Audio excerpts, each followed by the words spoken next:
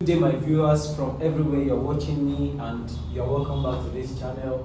Remember, if you have not subscribed yet to this channel, please subscribe so that we'll be together every time.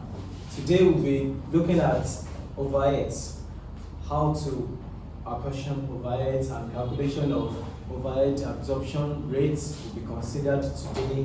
We'll also look at if time permits under and over absorption respectively.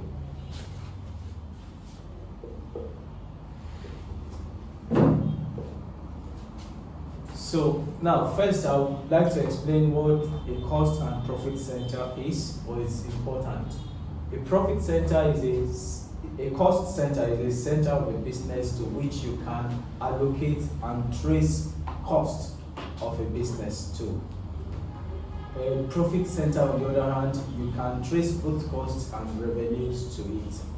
Now, if you're looking at cost centers, we have variable costs, we have fixed costs, or the overheads. So overheads in overhead absorption, we look at how to apportion it on each unit of production. In contribution costing, a topic that we will consider another time, we look at variable cost as an important cost of production. So variable cost deducted from sales value will give you contribution. Once you are making contribution, that department or that product is relatively doing well. We'll consider that later, as I said earlier. Now for overheads absorption or full absorption, we look at both variable elements and fixed elements. Fixed elements is determined by dividing the overall overheads on each unit of production, so that when that is obtained, we add it to the variable cost in order to get the total of full cost. To get overhead absorption rate, or what we call the rate at which each unit in production is absorbed, is used up, the formula is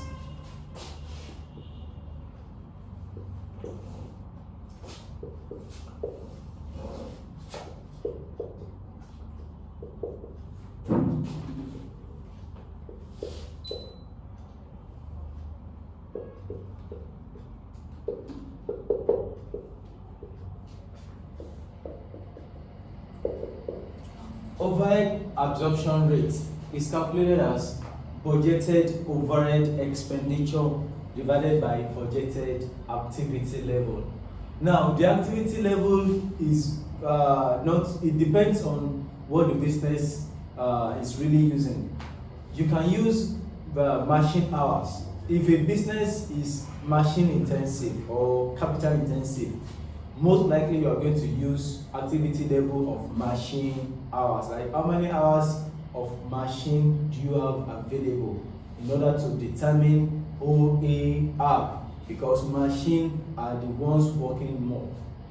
In a case that you have more employees working in relation to machines, you are going to use activity level of labor hours. That's, you consider your OAR based on the number of hours of work, hours of labor.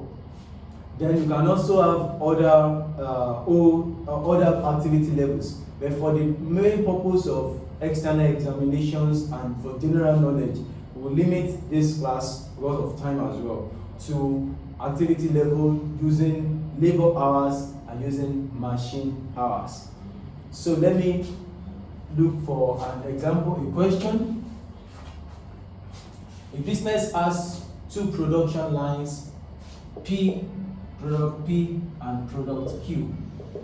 Quantity of production is 10,000 units, and here quantity is 8,000 units.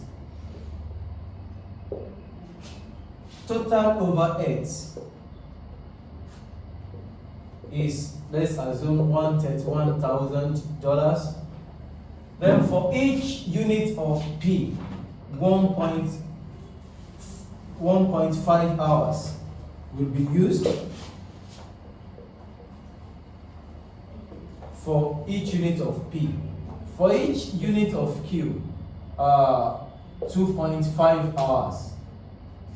2.5 hours will be used. So, using labor hours, let's calculate OAR, overhead absorption rates. Remember I told you that the formula is budgeted overhead expenditure divided by budgeted activity level.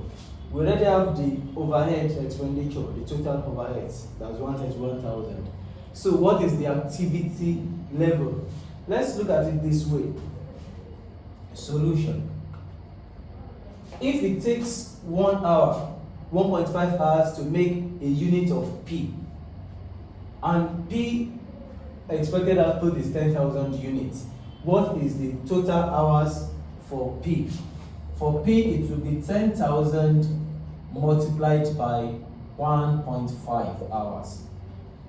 For Q, it will be 8,000, thank you, 8,000 multiplied by 2.5 hours.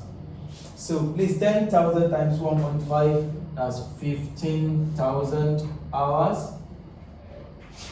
8,000 times 2.5, 20,000 hours. So in all, the total hours of labor, remember, we are using activity level labor hours. Another question can use machine hours. In this, my example, we are using labor hours. And as I said, the activity level is mostly determined by the main activity level of the business. If the business is capital intensive, for instance, it's very likely that the activity level will be machine hours, and otherwise if it is labor intensive. So now the total hours available for the production of 10,000 and 8,000 of P units and of P and Q respectively is 15,000 plus 20,000. That's 35,000 hours. This is the activity level. So with this, we can calculate the OAR. OAR is overhead absorption rate, rate at which each unit in production absorbs fixed overheads. No variable overheads is straightforward. No calculation basically needed. You are given per unit, and the more units you produce, the more the variable cost elements you incur. But for this, in full or absorption costing, OAR, overhead absorption rate, will give you the amount of overheads incurred per unit as depicted in the cost centers. So OAR in this case, budgeted overhead expenditure is $131,000. Budgeted activity level is labor hours, 35,000, in order to make 10,000 and 8,000 units respectively. That is 35,000. So please calculate for me. 131,000. If you are viewing, please calculate to confirm my answers. 131,000 divided by 35,000. That is 10.0. That is, let me check, 3.74. 2 decimal places. 3.74. 3.74 what? Dollars, units, or what? Okay, I believe you guessed right. $3.74.